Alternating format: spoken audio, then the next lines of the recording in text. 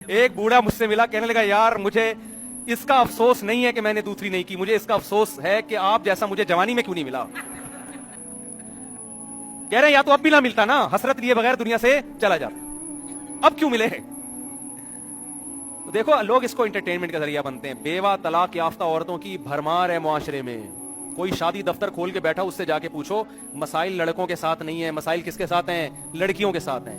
بیٹے پرابلم نہیں بنتے, بیٹیاں پرابلم بنتی ہیں. رشتے ہی نہیں ہے مارکیٹ میں, تو جو ہیں ان کو چاہیے کہ ایک کے بجائے 2-4 کا بوجھ اٹھا لیں وہ. اور یہ انٹرٹینمنٹ ایسی ہے جس سے اللہ ناراض بالکل بھی نہیں ہوگا, کیونکہ اللہ نے مرد اور عورت کو ایک دوسرے سے دور رہنے کے لیے پیدا نہیں کیا ہے, مرد اور عورت کو ایک دوسرے کے لیے پیدا کیا ہے. اور حدیث میں نکاح کی ترغیب ہے, فرمایا لا تکونوا کرہبان النصارى تزوجوا, عیسائیوں کے پادریوں کی طرح نہ بنو. پادری کہتے ہیں اللہ اللہ کریں گے بس بیٹھ گئے, فرمایا نہیں, کثرت سے نکاح کرو, اولاد کثرت سے بڑھاؤ.